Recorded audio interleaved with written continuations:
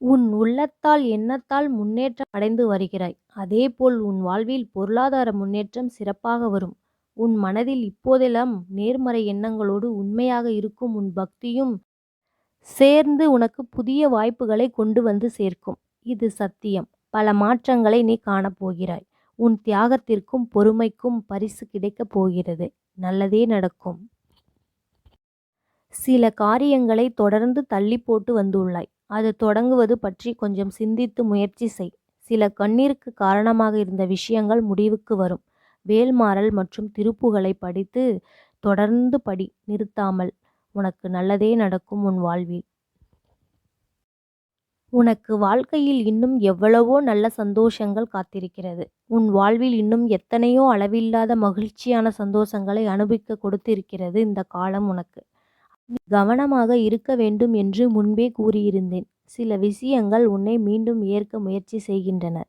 அவர்களிடமிருந்து கவனமாக இருக்கவும். உன் உடலுக்கும் மனதுக்கும் தீங்கு விளைவிக்கும் எந்த ஒரு விஷயத்தையும் நீ அனுமதிக்காதே. ஆசை என்னும் சூறாவளியில் மாட்டிக்கொண்டால் மீண்டு வருவது மிகவும் கடினம். வாழ்வில் இரண்டாவது கட்டம் இப்போதுதான் ஆரம்பித்துள்ளது. உணவிலும் உடல் நலத்திலும் கவனம் செலுத்து. உடல் நலம், மனநலம் மற்றும் நல்ல பண்புகள் உனக்கு அவசியம் பிள்ளையே. மற்றவர்களை பார்த்து மகிழ்ச்சியை வெளிப்படுத்து. உனக்கு நல்லதே நடக்கும். என் அன்பு குழந்தையே, அப்பா கூறும் வார்த்தையில் சற்று கவனமாக கேள்.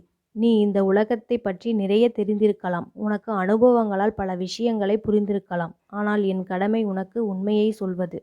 ஒரு குருடன் பார்வை பெற்றவுடன் அவன் முதலில் தூக்கி எறிவது அவன் துணையாக இருந்த கைத்தடியை தான். அதுபோலவே நீ எவ்வளவுதான் உறவுகளுக்கு துணையாக இருந்தாலும் அவர்கள் உயர்ந்தவுடன் நீயும் அந்த கைத்தடியாக ஆகிவிடுவாய். ஒரு சில நேரங்களில் நீ இதை உணராமல் இருக்கிறாய். உன் மனம் உணரவில்லை என்றாலும் நான் உனக்கு உணர்த்திவிட்டேன். இனிமேல் கவனமாக இரு. உன் மனம் முழுவதும் எதிர்காலம் பற்றிய பயம் உள்ளது. நான் உன் எதிர்காலத்திற்காக உத்தரவாதம் தருகிறேன். அவை மிக பாதுகாப்பானதாகவும் உனக்கு அமைதி தருவதாகவும் உள்ளது.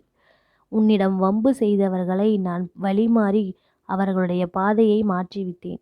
இனி உன் உடல் ஆரோக்கியத்தில், மன ஆரோக்கியத்திலும் நீ கவனம் செலுத்தி உன்னுடைய வாழ்க்கை பொருளாதார மேம்பாட்டை அடைவதற்கான வழியை நோக்கி நீ